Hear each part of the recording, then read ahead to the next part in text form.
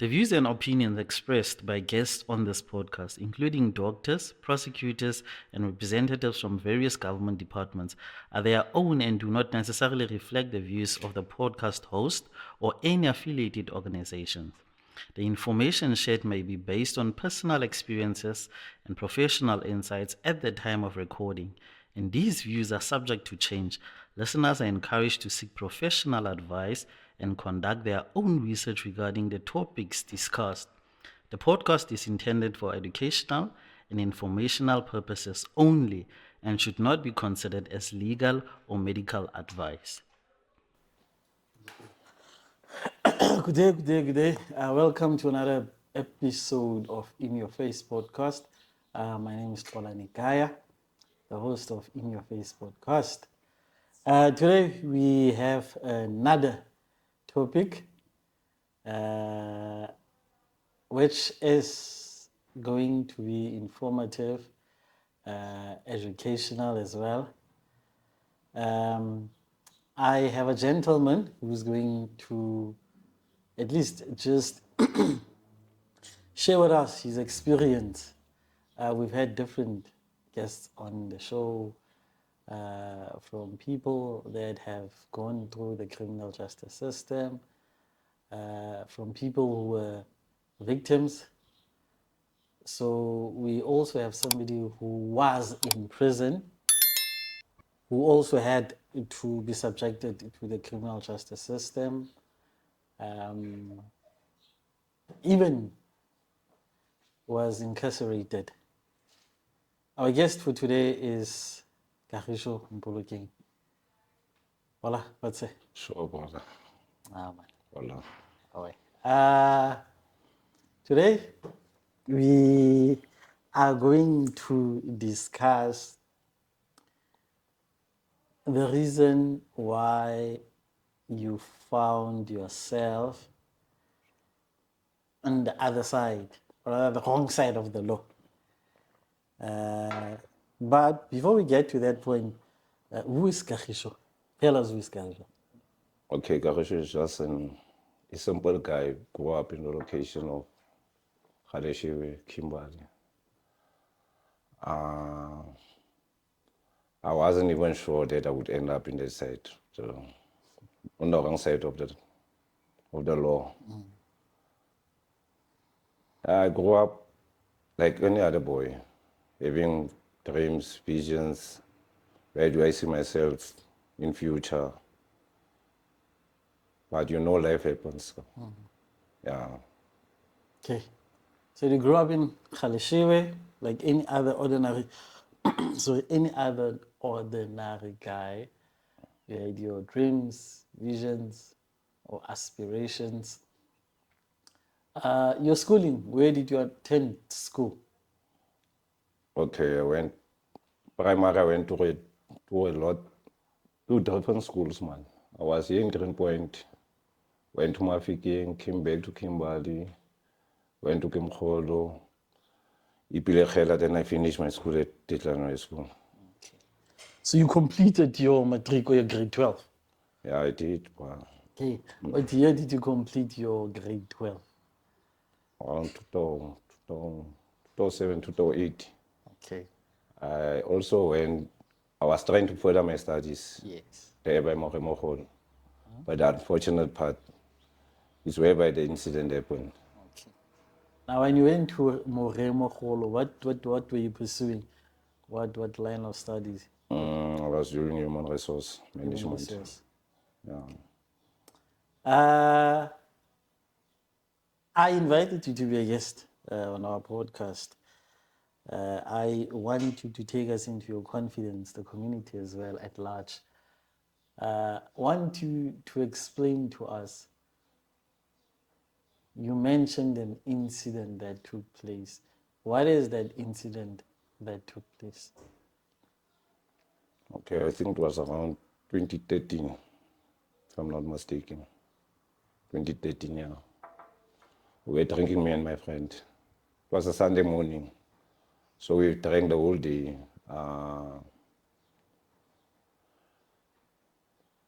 As time went by, we went to knock down I don't know if you know the place. Yeah. We went to knock down. I met with this other chick.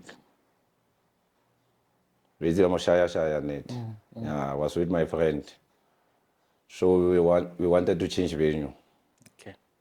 So I asked her if she willing to change the venue. She said yes.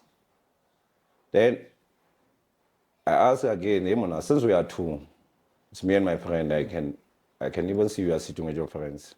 Why don't you call another friend? So we must be equal. Yeah. She was like, nah, man, leave my friends. I don't want to go with them. So we went on, we had a shanty there by Mokamora. We went there, we drank, we smoked. From there, we went to Oki. Okay. Yeah. From Oki, obviously Oki wasn't closing on a Sunday. So it was around past 2 to 3 in the morning. I left with him. I left with her. We went to the shack, we did our things. My friend came, we did these things. Around past 5, this girl told me, nah, man, I've got a small child at home that I need to bath because he's going to crash. Obviously, I don't know her because we only met yesterday at the tavern. So I took her out, took her halfway, came back. Obviously, we had money, we drank, me and my friend, we were smoking again. From there, we just heard a lot of noise, a lot of people talking outside. I don't know if it was a policeman or somebody from the community. He just took out the gun and held us hostage.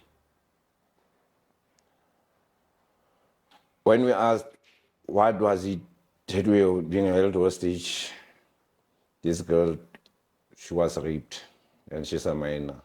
But at the same time, she was holding BS in her hands. Yeah. Sharp, you guys, but when you spoke or when you met with the person, did you perhaps talk to her to find out as to how old is she? Or you did not have that time? Because understand, when one is out, you partying, don't really have time for such things. But one has such a responsibility. Did you perhaps ask her as to how old are you or any of that? Mistakes, I won't lie. Ne? You see, when you're in a group, you don't really ask for IDs and ages and does she have a child or what.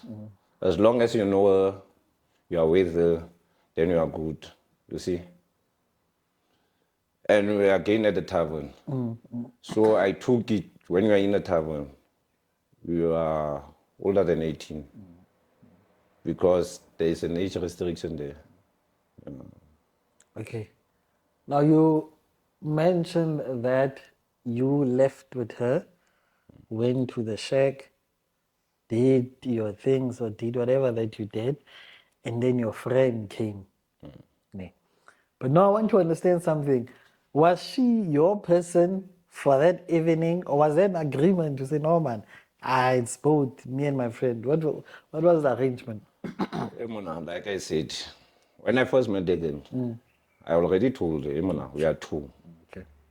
Bring your friends along. She was like, nah, I don't like going with my friends. So I already took it for her. Nah, she understands what she's doing.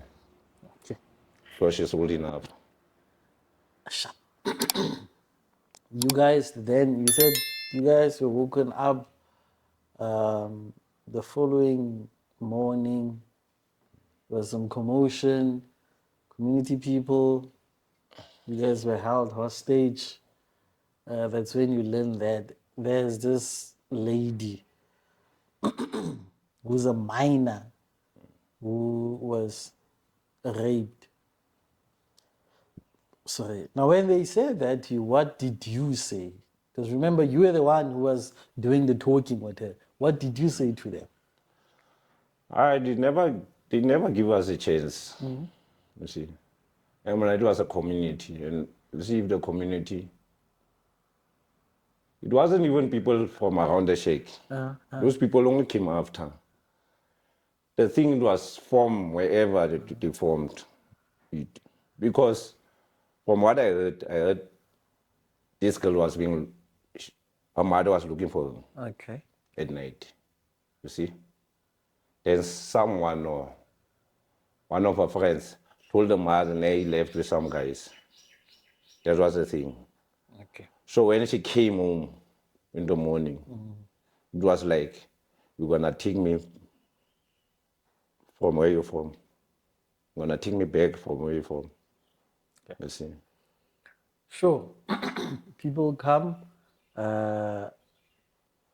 Then what happened? Police were called or what happened? Yeah, like I was telling you, there were lots of people there. A gun was put through the door because there are no door frames there. Yeah, you know that now is a shake. Yeah, so a gun could slip through. If I may just establish something, ne? You guys heard that she's a minor. Only after. Yes, after. But now when you guys now learned that she's a minor, how old was she? They told her she was 15. 15. Okay. You're still explaining a gun was put through the shack? Yeah.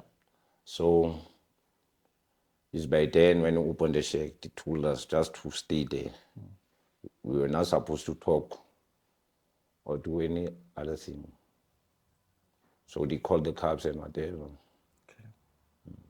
Police came and what happened then? They took us, went to police station from there, went to the hospital, going to take obviously our money, our blood. Blood samples. Yeah, to establish if you really raped the girl or what. Okay. So you guys were taken to the hospital for blood samples, taken back to the police cells. When did you guys appear before the court? Okay, when the trial was No, when it started now. What happened when you guys okay, after 48, I think it was on a Sunday, we went there maybe Thursday. Thursday we appeared when the court postponed 7 days. Next Thursday, same thing, 14 days. I think we were about a month there A month? before we got the bail. Okay, so you eventually got bail. Okay. And then you were remanded in custody, like you're saying. It took a month before you guys got bail. Was it the first time that you were arrested in your life? Yeah, it was the first time I went to Bochum. Okay. Yeah. Okay.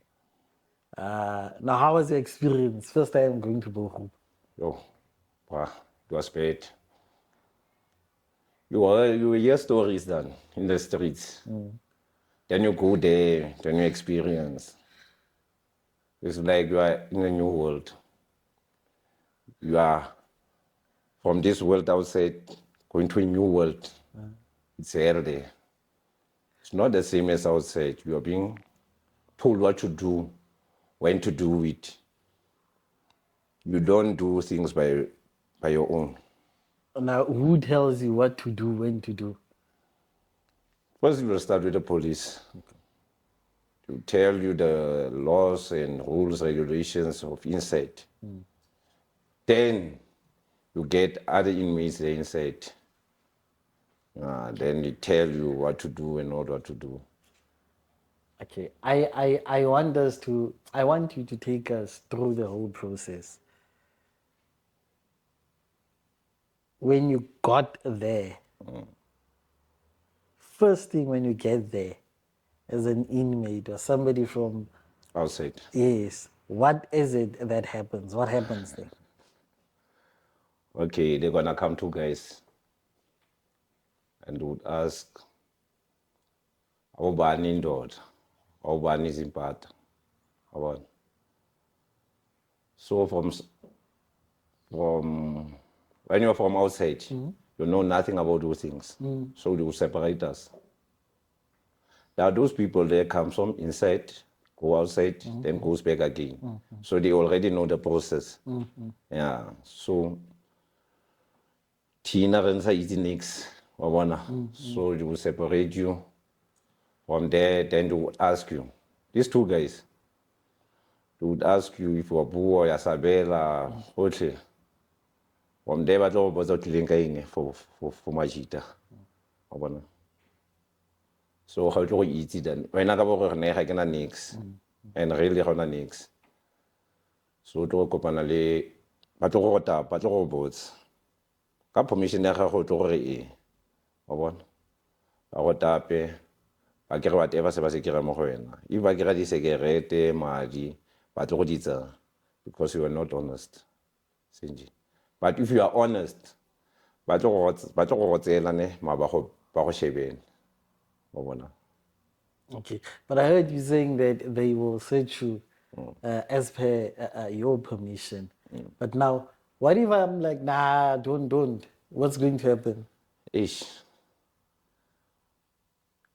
You leave them no choice. Yeah. But to forcefully do that. Okay.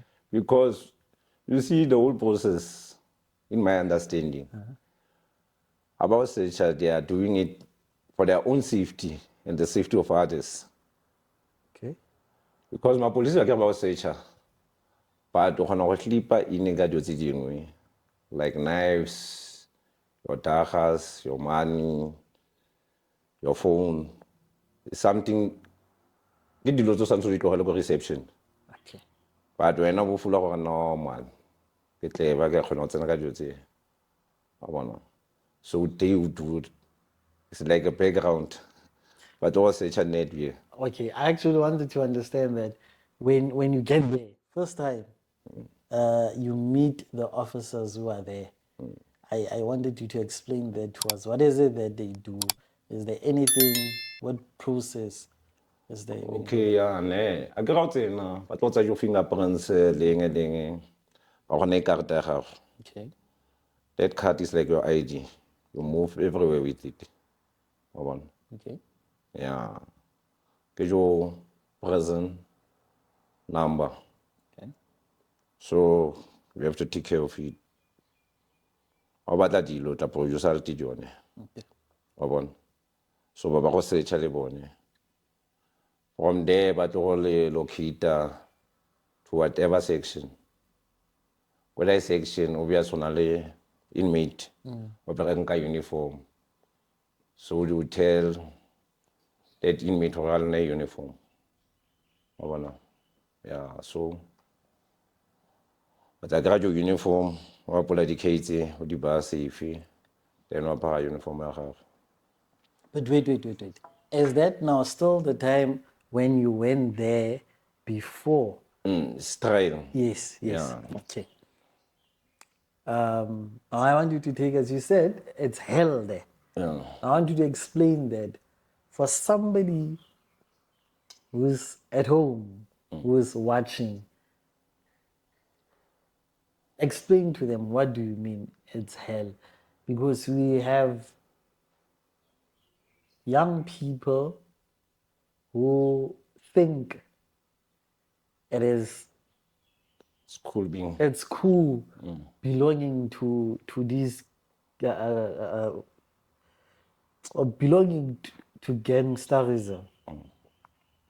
Because we all know if you're going to partake in such things, it's either you're going to end up dead or you end up in prison. So now you say it's hell in there. What is it about that place that is hell? Okay, the treatment there, ne? You are losing some of your rights, Golan. Like I'm saying, there are other things you are used to do. Like you've got your programs that you're watching outside, you've got whatever time you're going to check us, nobody tells you what to do, when to do it. But there, you are being restricted.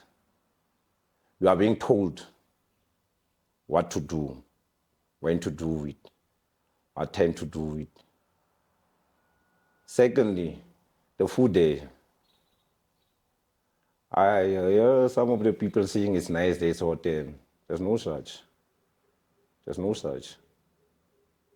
You are getting porridge, soft porridge in the morning. Not even a teaspoon full of sugar, a half spoon of sugar. tooth left breed. I don't know what to call it, Java or T or whatever the thing is. Nah. It's around 7.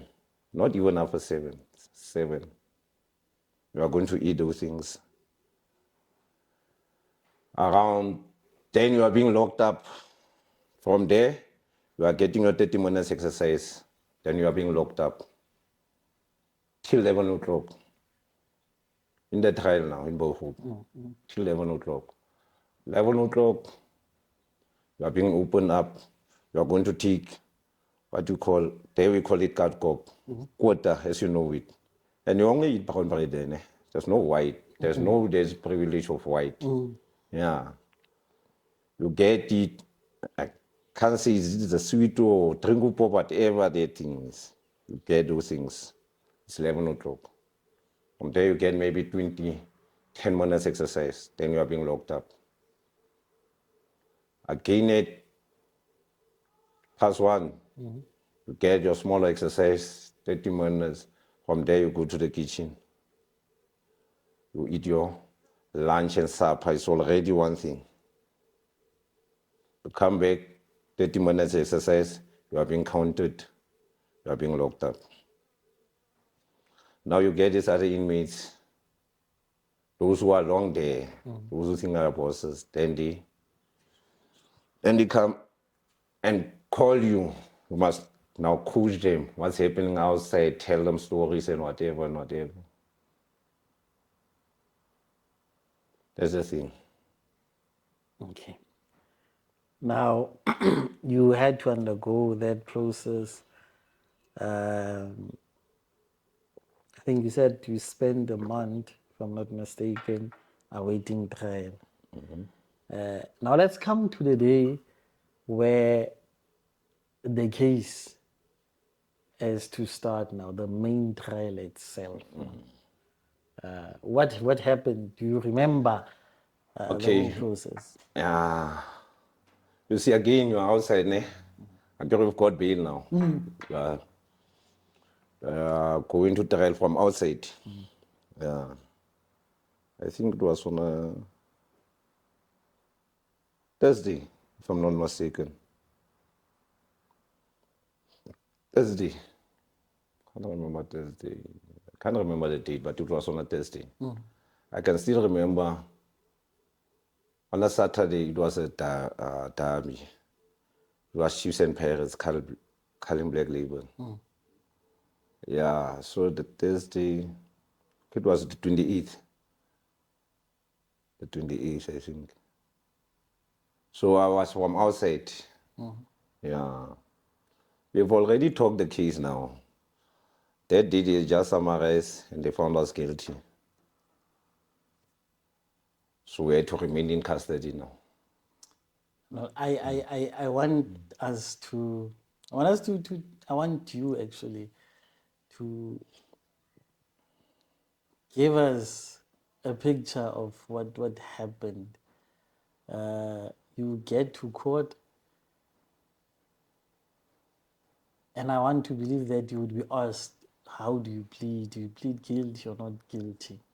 How did you plead? Okay, I pleaded not guilty. Okay. Me and my accused. You pleaded I pleaded not guilty. Ne? Because I won't say I was in denial, but I believe that we never raped the girl. Okay. It was sexual consent. We had consent from her. You see. Okay. And by that time, we never knew she was a child. So I pleaded not guilty Okay. based on that. But now, what were the charges?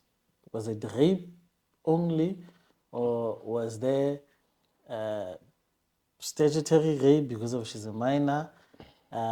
When did you get to hear what are the actual charges? Okay, yeah. I remember when you are on trial now, the case is talking. Then they will tell you, this is a minor. Yeah. Back then, when this incident happened, she was 15. So she wasn't sitting with us in the courtroom. Okay. She was behind, where she was talking from the screen. Yeah. That's when you can see, well, she's a minor. Okay. Now, you could see that she's a minor, ne? From the screen that you. Not really see, man. But the way she was behaving, yeah, she was carrying right through the case. Okay. But now you're told that she's a minor. Did that not perhaps cross your mind to say, no, man, now that I hear she's a minor, this means I did something wrong. Did that not persuade you perhaps to change and say, okay, I plead guilty now that I hear that she's a minor? I thought they would ask you before the case starts. Yeah. So when you're in the process, they no longer ask you. Okay. They were only going to ask you a simple anything that you want to say after you've talked everything. Yeah. Okay. Now you hear that she's a minor. And how long did the case itself take? Took about 2 years because it happened in 2013. And we were only sentenced in 2015. Okay. So it took 2 years. You guys were found guilty. Now, how did you feel after you heard the court pronouncing that you are now found guilty? How did that make you feel? Ish. Yeah, I can explain the feeling. But one thing that I knew I had to be strong.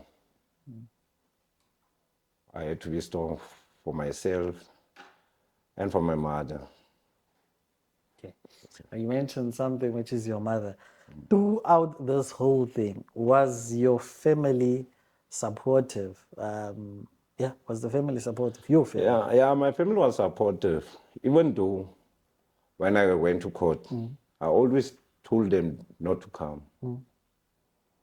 Because I didn't know the end results. I didn't want to break my mother's heart or anyone's heart at home. Okay.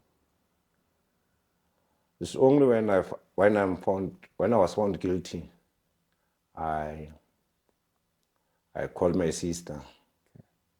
And I told her that I'm guilty, I'm not longer coming home. But she mustn't tell my mother over the phone. She must wait till she knocks off from work. Then she goes and tell my mother. Okay. You're found guilty. And you are not going home. And I would assume that was now pending the sentencing part. Yeah. For how long were you then kept there again before you come for the sentencing? Okay, that happened I was found guilty on a Thursday. Then I reappeared on a Tuesday. The following week? Yeah, I was on a Thursday. I was found guilty. So Friday, Saturday, Sunday, Monday, I was in trial, waiting for the sentence. On Tuesday, I went and fetched the sentence. But before they sentence you, then they would ask you, Yeah, do you have something to say? I wanted us to go there. There are parts where you have to submit mitigating circumstances. Why, now that you've been found guilty, the court needs to impose a sentence. What kind of sentence do you plead Okay. for? I never pleaded for any sentence. Like I told you before, I had to be strong. So I told them, since the court found me guilty, I'm sorry for whatever that I did. Okay. I didn't know she was a child. But for that, I would take the blame. And I'll stand for any sentence that the court is giving me. You see, that's what I said. Then court imposed a sentence. What sentence was imposed? Okay, if I choose number one, it was 15. For me, they give me 12 because of I showed sympathy. Oh, you were remorseful. Yeah. Sharp sentence is imposed. You are going to prison now. Is it not the same process again? That you did at the trial. Yes. Yeah. Remember, those people in the trial, it's not a sure thing that they're going to prison. It's a 50-50 chance. Okay. Yeah. Some of them, these cases are just minor cases. Yeah. Yeah. Some of them, Schedule 6, and we all know Schedule 6 are dangerous villages. So what happened? There you're going to meet other people. Now, I want you to take us through that process now. You are sentenced, you are sent there, you go there now as a sentenced Yes. a prisoner, sentenced or an Inmate. inmate. What is the process? What happens now? The same thing, you're going to the reception to give you now another card. Okay. It's no longer blue. In trial, you get a blue card. Okay. There you get now, it's orange. Okay. You see? On your card, it's your prison number, how many years, what crime are you? Found guilty. Yeah. From there now, go inside, you get your uniform. In trial, it's orange, it's yellow. It's written detainee. There is correctional service now, you see, or inmate. Yeah. So, get other two guys going through the very same process, searching you, telling you where you're gonna sleep. Not the police yet doing or the prison warders that's gonna tell you now you're gonna sleep on that bed or whatever. There are people inside the cell they are going to tell you where do you sleep. Fortunate for me, I knew one of two inmates people. So I got those sheets and whatever. There are toiletries, they help me with toiletries and everything. Okay. You said it's not the officers who are telling you where you're going to sleep. There are people in the cell. Yeah, the prison warders, they're only gonna give you a cell. Okay. Yeah. Maybe there are 6 cells. They're gonna tell you, okay, cell 1, cell 2, non-smoker, cell 3 is to cell 6, yeah. Then they tell you go to cell 4, for instance. You must remember, those cells 6 about 30 people, but you'll be around 40, 45 to 50. So you're gonna choose a cell where there's less amount of people, but it's obviously overcrowded. So we're gonna send you there. Now, if it's overcrowded, meaning there are no beds, where are you sleeping? You're gonna sleep on the floor. Others gonna sleep by the toilet. There's a toilet there. The toilet, your showers, your basins. Inside there we call it a Khwati.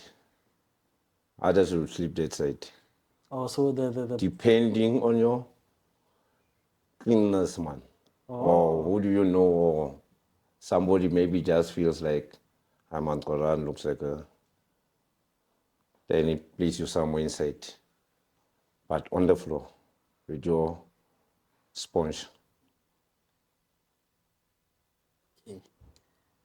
I wanted to understand now. You said there are people inside.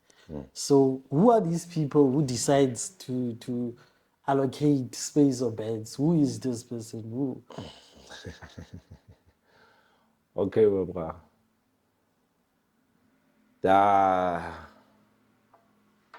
are gangsters inside there. Okay. Yeah. 26, 27, 28. So one of the gang, or two members of the gang,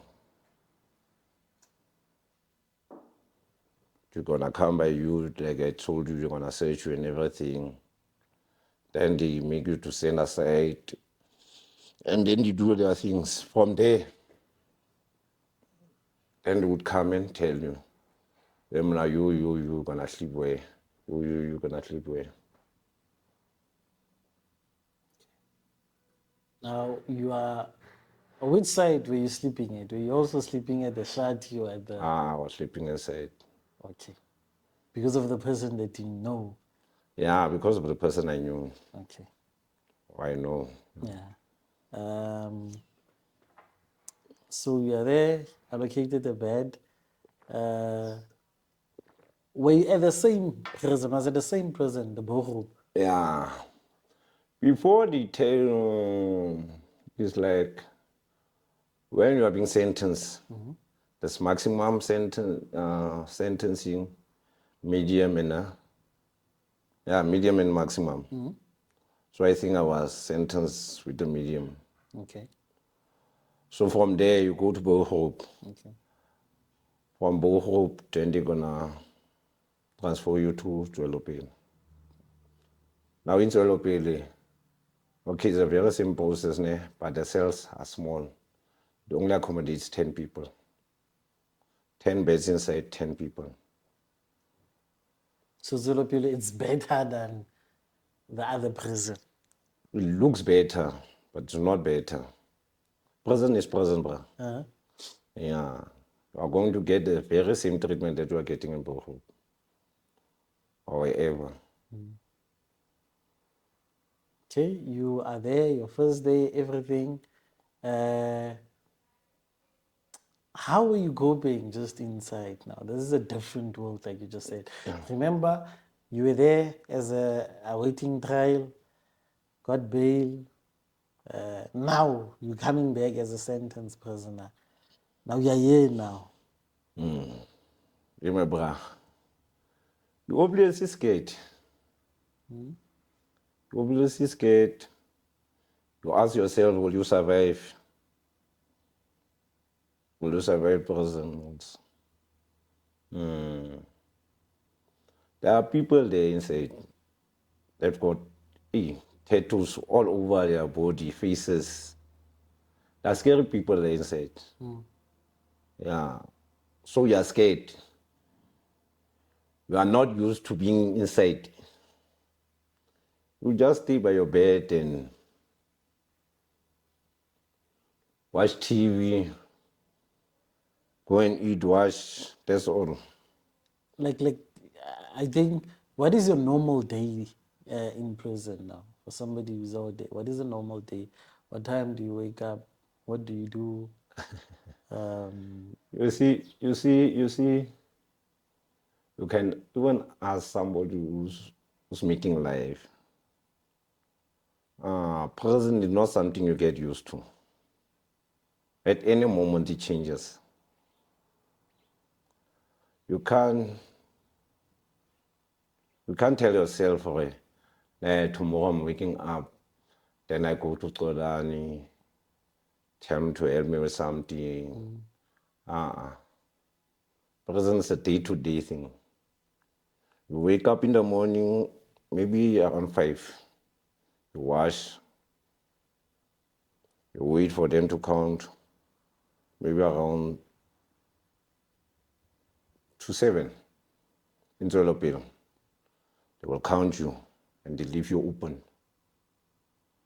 Then it's your soft porridge and your toothly. In Zwelopele. Your soft porridge and your toothly. From there it's your exercise. You are not being locked up. It's exercise till around 3 o'clock. 3 o'clock, they are counting, they are locking.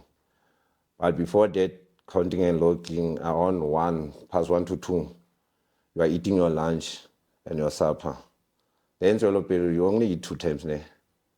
You get your porridge, your soft porridge in the morning and your food slide. Around 1, you get your plate with your quota. All at the same time, you will decide now. Do you eat everything all at once, or do you Keep it for keep later. your quota for later? That's how it is. And when they lock you up, they count you before they lock you up, then they lock you up. It's only tomorrow.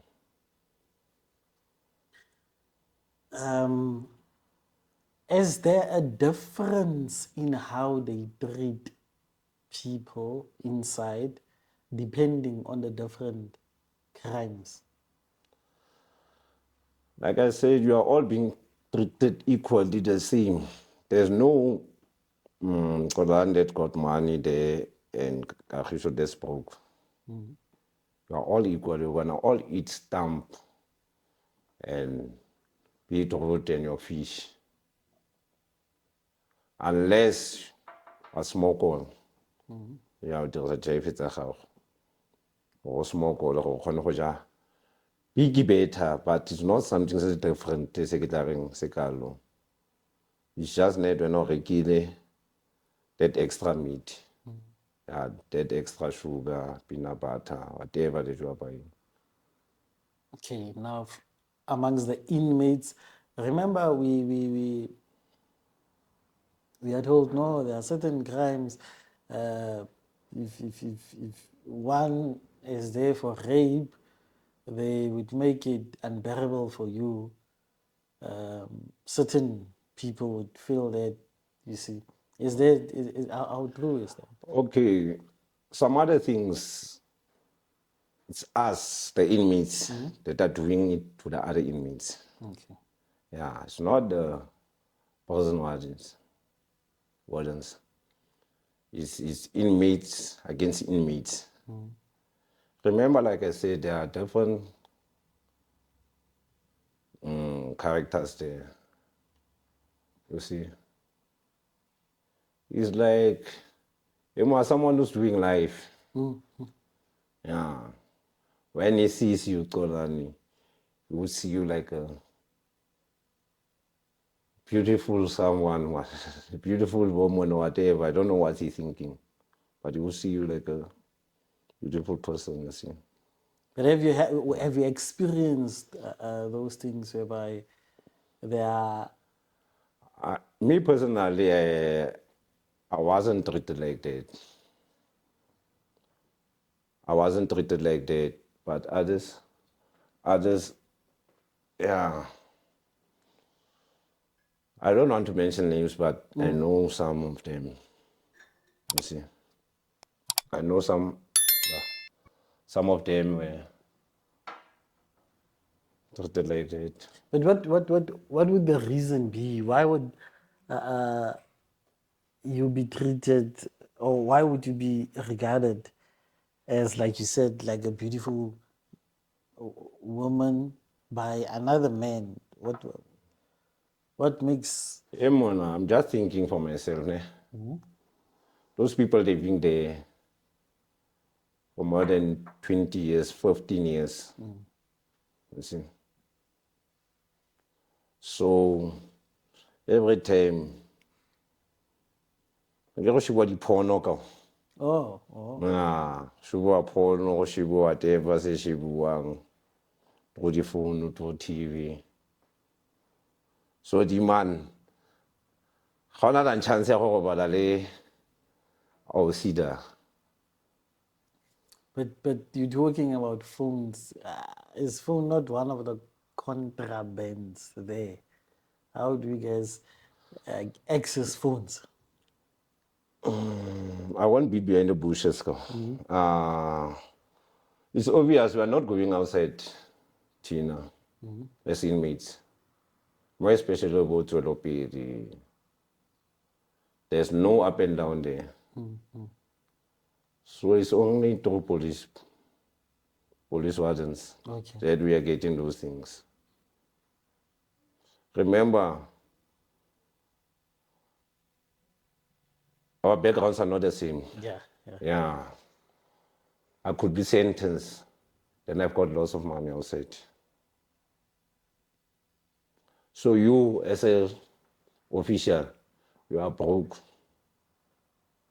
Or if I manipulate you, I can give you 500. I only want this small phone. It's already been bought. You just go by my house, you take it, you bring it, I give you 500. That's how we do.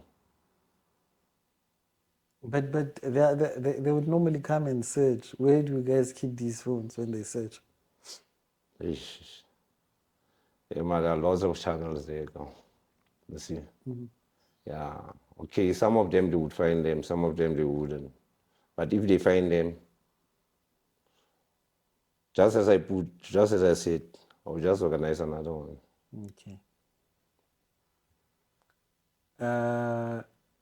Now, the whole experience there, how has it affected your life? Has it affected your life in any particular way, perhaps? Okay. I'll start first by prison. You see, if you go there, Koran, and you are lightheaded, too soft, person is going to break you. How so? Meaning, I agree, you've been told what to do there. You've been told. Your mind is being programmed in such a way. Now you are outside, you think you are free. Wait, you don't wash, smoke drugs. You overuse the things that you were using before. There are drugs inside there, but it's only a small quantity. You see, you don't overuse them there, and they are more expensive inside than outside. You see. So, like I'm saying, the experiences that I go tlhatlosiwa di-washing. Go dirile washing machine ya gona, tlhatswa di-washing tsa gona, wa re kolomakela, we are breaking you mentally there. A go roba because how strong? Wa bona o na le re installa fear mo go wena. O dula o tshogile. So ha o tla mo ntle mo, you are already broken. A ke tse wa ntshwara. Ha o tla mo ntle mo o batla go ka etsa gore ke wena qolane wa. O ntse le steering wa to survive le tronko. Not ready go survive le tronko. It's just net o batla go tswala da scene e ne diragala go tronko mo ntle mo no. Le tlo go khela ga ba tlhole ba tshapa, ga ba tlhole ba ja go ga ba tlhole ba reetsa. That is why most of them are boiling happy tronko. Okay. So on ali pelonyana, what a survivor, what a kind of itива mutilon saying. Maybe no house said to the motongo or her, or Hanabana name and folk. Why sans give away? I get the afford to see more demon. Then, yeah. Now, we so you were told there are programs there. Did you perhaps take part in any of those programs? Okay. School, yeah. I can say school. But this thing of the program, the thing, they are rehabilitating you. For me, the nonsense it's not there. Why get it so? They are only gonna give you programs when you are nearer to going outside. Remember, when you go inside, they give you a sentence plan. But in that sentence plan, they don't implement it. What is the sentence plan? Sentence plan is like, when we say you kira 6 years inside, or there are 6 years or more thing. Maybe each and every year, Sanse go bona la lo go school. Maybe in that year sanse go be to grade. Whatever. Would you really whatever, what you do whatever, and a year in sanse go dire the program. Tse di rileng in 6 months in sanse go dire whatever skills is rileng. In 6 months in rileng wa bona sengwe le sengwe sa go se planile. Gore no yana tlo ya school the next 6 months or there maybe any type of skill, your plumbing, sewing, whatever, fine art. Those things, those officials don't implement them. Now, is there any skill or something that you would say you rather got from being there? Okay, I did sewing, got a certificate in sewing. I wanted to do electrical engineering. So I only passed N1. My N2 is not complete. Honestly speaking, then I was taking part in some of those things that go dronko for my survival. Yeah. Not to press anyone or whatever, but I did what I did to survive. Okay, without us getting into detail, care to tell us perhaps one or two of the things that you took part in, like you just said, for your survival? What is it that you had to do in order for you to survive? No, I joined Okay, one crew. so you belonged, or Yeah, I belong. oh, you belong? No. Yeah. Let me see, we're not living those things. Yeah. You are not living it. The only time when you live it is when you are dead. Okay. Yeah. So I took part for my survival. In which gang did you belong to? Yeah. I don't want to say, but remember, you're putting me in the corner. Okay, I'm at 26 now. I'm at 26. And I'm not proud. I'm not proud.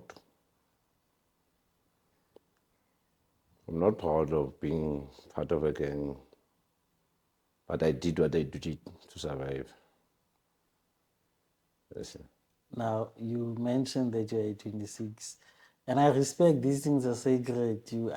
I want to believe you wouldn't want to go into the details or the finer details of all these things. But perhaps, did you have any position in the gang? Yeah. It's like, it's a must. It's just like school. Yeah. Just a grade B, just like that. So I'm somewhere there. Yeah, But you're not going into detail. At least tell us. I'm not going into details. I'm saying I'm somewhere there. Yeah, but the thing is, I can't expose myself. okay. I can't expose other people. You see, but I'm there. I'm there.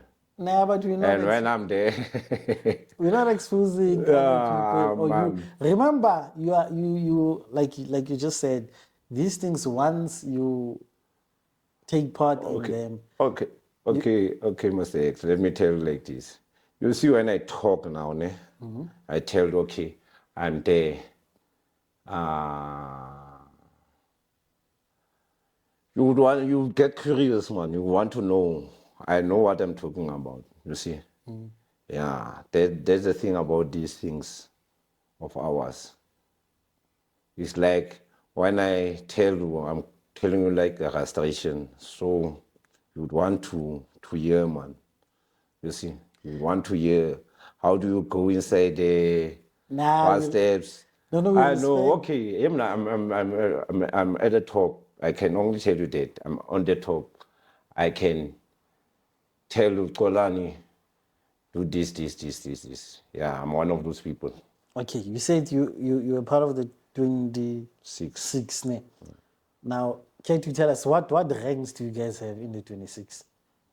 There's a problem. I can't. There are ranks.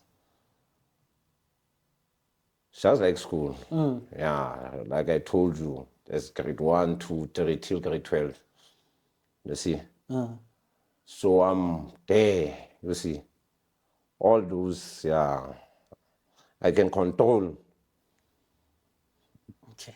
Yeah. I can tell you that I'm a leader now. Okay. Yeah, Okay. let me see that. I'm not sure if you've ever spoken to the victim in this. Okay, ne.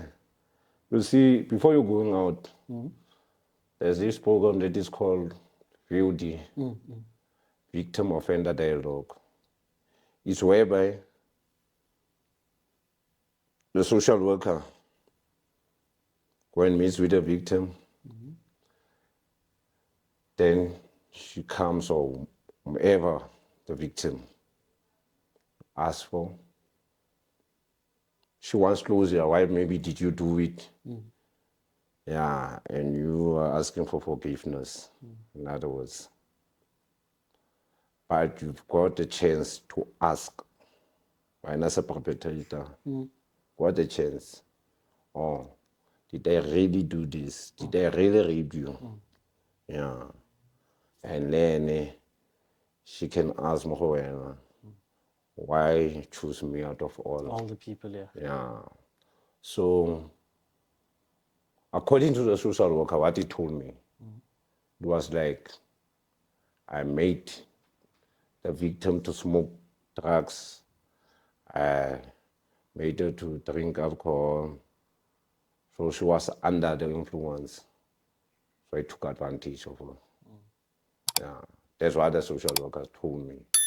So they don't want to do that. Okay. They don't want to meet with us. Okay. Earlier on, you said you learned that she was a minor, and then you then apologized ne, to the court. So I just wanted to check with you now. Do you regret what you did?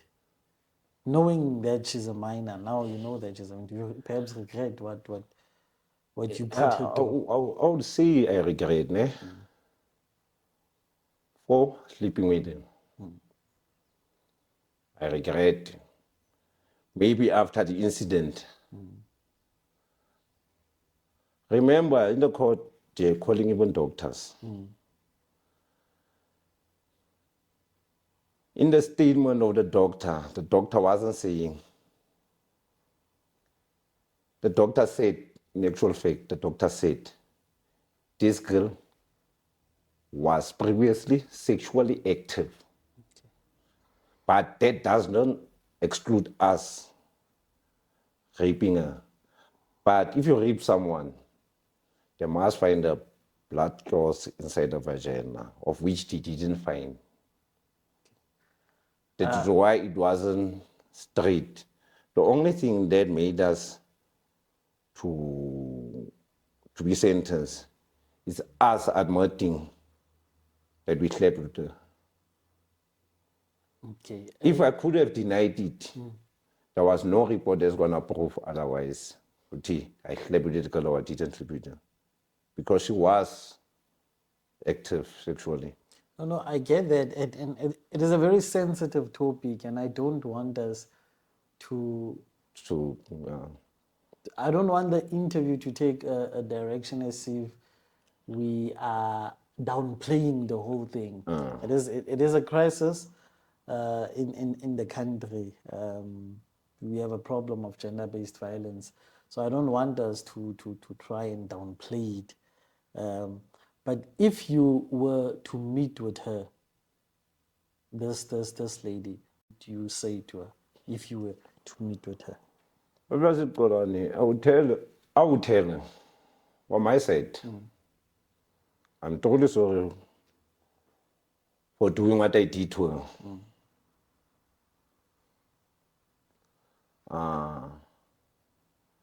I regret the day we met. and I did what I did to him.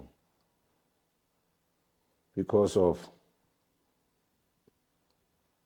now, the better part of my life, or my youth, I've spent it inside the prison, of which is I've lost many opportunities.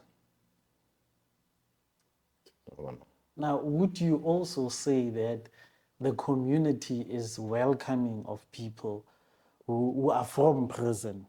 Would you say that? Okay. How has it been? Has it been difficult for you to reintegrate in society, or how has it been? Well, I'll be honest with you. For me, it's difficult.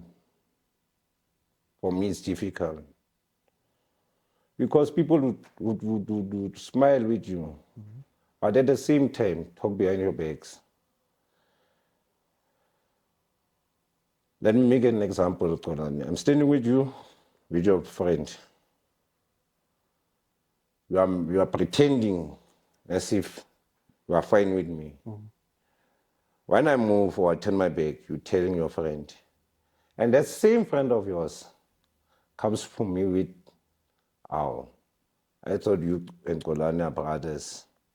But when you left, it was like, hey, Reaper, you never change.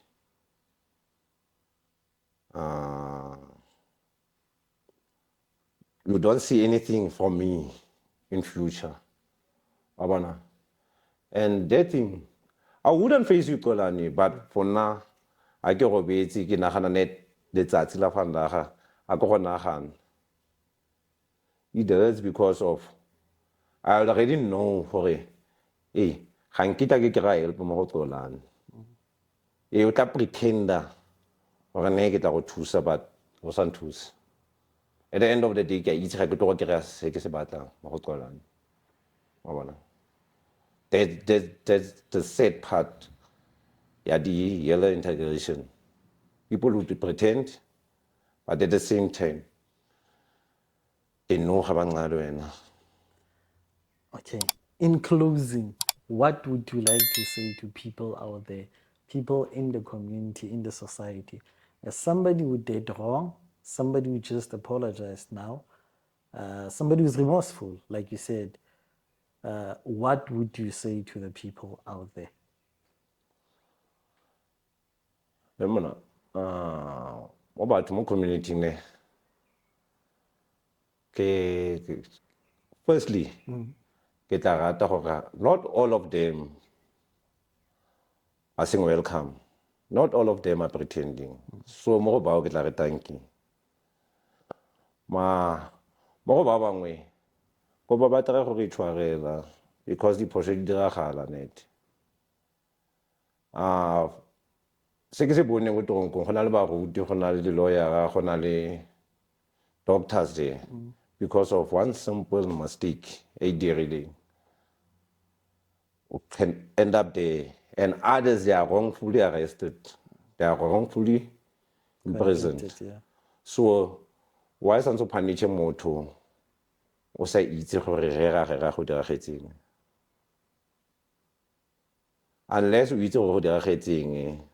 I won't blame you if o khawatile and go batla go mo tshwarela ga tlhaloganya le ding ma re kopa net lo try gore thusa batho ba tswang toronkong gore le gona re kgone gona batho amang yena re kgone go tshela le yena. Remember, if o keep on tswela ko ntle o nagana gore ke tlo go enda ba ke dirileng, because I would just tell myself for Kolani, for community, go ba ntirele sepe, I get benefit sepe. So I'll do what I do. Ke boele toronkong after some time ke tla bong. So re kopa ne lo try go a re thusaneng. Thank you very much for a very insightful interview that we had with you, Manier. Thank you. Wishing you all of the best. We hope that batho ba go utlile ba utlile selo sa gago. And I think most importantly, we do have a problem as a country And we were not trying to downplay the thing. Yeah, we just wanted to educate people to say, le bone ke batho. We know that victims le bone feel that this is a scar that I'm going to live with for the rest of my life. So the young chaps out there, guys, you heard it's not a nice place. It's hell. So I hope you'll refrain from all these wrong things. So thank you very much for yet another episode of In Your Face podcast. Do not forget to like, subscribe, share our videos. Thank you very much. See you next time.